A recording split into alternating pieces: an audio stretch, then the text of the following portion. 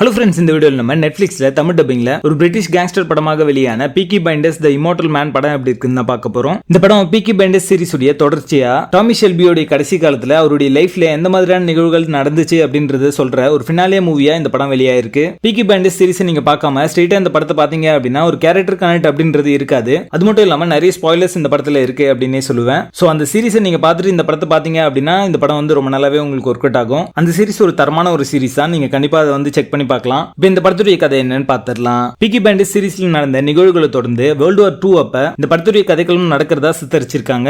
இப்ப Tom Shelby பாத்தீங்கன்னா வெளி உலகத்திலிருந்து விலகி தனியா தன்னுடைய வீட்டுக்குள்ளேயே இன்னர் டீமன்ஸோட போராடிட்டு இருக்காரு அப்படின்னே சொல்லலாம். அதாவது அவருடைய முன்னால செஞ்ச அந்த தவறுகள் எல்லாத்தையும் நினைச்சு வருந்துற ஒரு கில்ட்ல அவர் இருக்காரு. அதுல இருந்து மீள முடியாம தவிச்சிட்டு இருக்காரு. இப்ப பிரசன்ட் டேல அவருடைய பையனான டியூக் ஷெல்பி பாத்தீங்கன்னா பீக்கி பைண்டர்ஸ் நடத்திட்டு இருக்காரு. ஆனா மோசமான முறையில நடத்திட்டு இருக்காரு அப்படின்னு தான் சொல்லுவேன். இந்த சூழல்ல ஜான் பெக்கெட் அப்படிங்கிறவர் பாத்தீங்கன்னா டியூக் தான் அப்பா மாதிரி இல்ல, எந்த கீழ்த்தரமான வேலைகளையும் செய்வான் அப்படின்றத அவர் ஒரு கடத்துல தெரிஞ்சுக்கிறாரு. சோ ஜான் பெக்கெட் பாத்தீங்கன்னா நாசிஸ்க்கு ஆதரவான ஒரு நபரா இருக்காரு. அவர் வார் டைம்ல பாத்தீங்கன்னா கள்ள நோட்டுகளை பிரிட்டனுக்குள்ள கொண்டு வந்துடும் அப்படின்னா பிரிட்டனுடைய எக்கானமி கிராஷ் ஆகணும் அப்படின்றதுக்காக அதை செய்யறதுக்காக டியூக்கை வந்து பயன்படுத்துறாரு. டியூக்கும் பாத்தீங்கன்னா இந்த டீலுக்கு ஒத்துக்கிறாரு. டாமியோடைய மனைவி ஜெல்டா இறந்திருப்பாங்க. அவங்களுடைய சிஸ்டரான கவுலோ பாத்தீங்கன்னா ஒரு பாம்பரா இருப்பாங்க. அதாவது எதிர்காலத்தை சொல்ற ஒரு நபரா இருப்பாங்க. இவங்க டாமியோட லைஃப்குள்ள வந்ததுக்கு அப்புறமா அவருடைய கில்ட்டை அக்செப்ட் பண்ண வச்சு அதுல இருந்து மீண்டு வர மாதிரி செய்யறாங்க. அதுக்கப்புறமா டாமி ஷெல்பி பாத்தீங்கன்னா தன்னுடைய மகன் செய்ய போற அந்த தவறான ஒரு விஷயத்தை தடுக்கிறதுக்காக களமிறங்குறாரு. ரொம்ப நாள் கழிச்சு ஊருக்குள்ள டாமி ஷெல்பி போனதுக்கு அப்புறமா நடந்த மாசான விஷயங்கள் என்ன அப்படின்றதும் பிரிட்டனுக்குள்ள வர இருக்கிற அந்த கள்ள நோட்டுகளை தடுத்து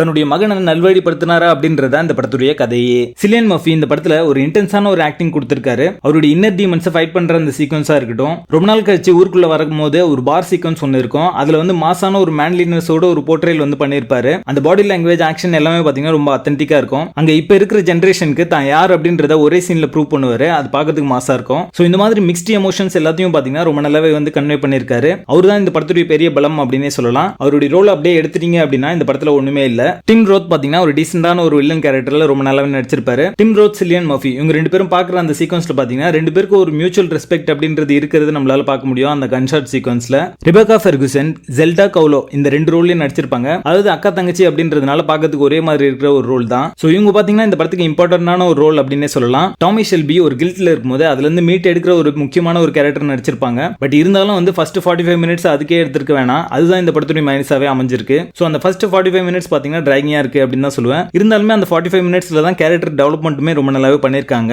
பேரி கீகன் பாத்தீங்கன்னா டியூக் ஷெல்பி அப்படின்ற ரோல்ல ரொம்ப நல்லாவே நடிச்சிருக்காரு. அவர் ஒரு ஜிப்சியா தன்னுடைய ஃபேமிலியை சேர்ந்தவங்களை கொல்ல மாட்டான் அப்படின்ற மாதிரியான ஒரு ஸ்டாண்ட் வந்து எடுப்பாரு. அந்த சீக்வன்ஸ் எல்லாமே நல்லா இருக்கும். அதே மாதிரி இவருடைய அன்பிரெடிக்டபிளான ஒரு கேரக்டர் பாத்தீங்கன்னா என்ன வேணாலும் செய்வார் அப்படின்ற ஒரு மோட்ல வந்து இருக்கும். சோ அது வந்து இந்த படத்துக்கான பிளஸ்ஸாவே அமைஞ்சிருக்கு. ஃபர்ஸ்ட் 45 மினிட்ஸ்க்கு அப்புறமா டாமி ஷெல்பி டவுனுக்குள்ள வந்ததுக்கு அப்புறமா வர சீக்வன்சஸ் எல்லாமே இன்ட்ரெஸ்டிங்கா இருக்கும் படம் முடியிற வரைக்குமே. பட் ஸ்கிரீன் பிளே பாத்தீங்கன்னா ஒரு சட்டிலான ஒரு ஸ்கிரீன் பிளே தான் கொடுத்திருக்காங்க. ஒரு ஃபினாலே மூவிக்கு இன்னும் கொஞ்சம் பெட்டரா பண்ணிருக்கலாம் அப்படிங்கிற மாதிரி தான் தோணுச்சு. கிளைமேக்ஸ்மே இன்னும் கொஞ்சம் பெட்டரா சம் அப் பண்ணி சொல்லிருக்கலாம் அப்படிங்கிற மாதிரியான ஒரு ஃபீல் தான் விட்டு போகுது. படத்துடைய பேசிங் ஸ்லோ அண்ட் ஸ்டெடியா ஒரு நல்ல கேரக்டர் ஆர்க் அண்ட் டெவலப்மென்ட்டோட நகரும். மொத்தத்துல இது ஒரு அபவ் ஆவரேஜ் கேங்ஸ்டர் டிராமாவா வந்திருக்கு. படத்துல அல்கானும் பிளட் வயலன்ஸும் இருக்கு. சோ ஃபேமிலியோட பார்க்கிறதுக்கு வாய்ப்பே இல்ல. பீக்கி பைண்டர்ஸ் தி இம்மோர்டல் மேன் படத்துக்கு எங்களோட ரேட்டிங் 6.5 out of 10.